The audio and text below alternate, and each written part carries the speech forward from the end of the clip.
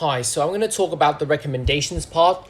So, after analyzing the leadership, culture, and the strategy changes here at Hail Mary, we as a team developed several recommendations for using, the theories such as organizational and management theory. So, our recommendations we focus on improving motivation, leadership, coordination, and performance within the organization in uncertain conditions and environments where we don't have like formally structured structures and limited supervision within the organization. So our first rec is definitely to build a stronger coordination and support systems. Well, this is one of the main problems as in the mission that Grace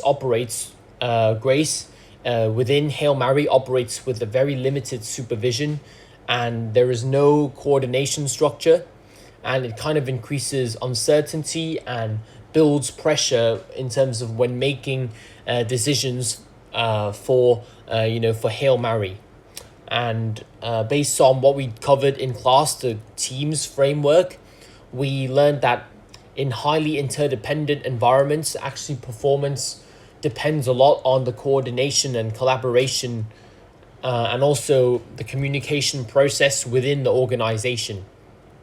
I think the organization should establish a very clear communication system and to have a contingency planning in order to plan in advance for uncertain situations before thinking about deploying all of the employees.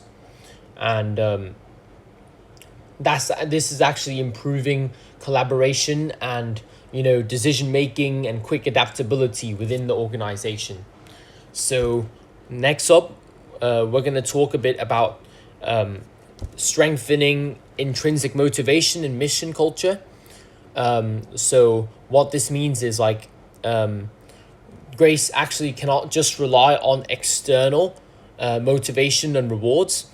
Supervision and monitoring performance, like intrinsic motivation, is actually the more important thing here, to have responsibility and commit with heart to aim to a specific mission or purpose within the organization. And from the framework of motivation that we learned in class, we know that meaning, trust, and having a shared purpose is very important intrinsic motivators for Hail Mary, and especially in these environments. So organizations should actually strengthen a mission identity, and make people understand their roles before thinking of deployment, to build more trust, morale, and persistence, and also for more commitment from employees. Lastly, which is to balance flexibility with structure and leadership. So I think throughout the movie, leadership emerges informally during crisis situations rather than through formal hierarchy. But flexibility shows faster adaptation, little structure, which can increase confusion and uncertainty.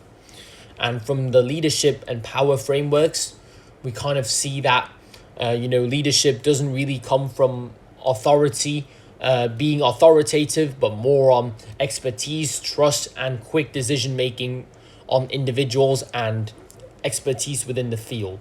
And that organization should make good elect good leadership responsibilities in order to allow flexibility and to create a better atmosphere within the organization as a whole. And this increases operational control. Now I'll hand over to Dana to talk about the rest.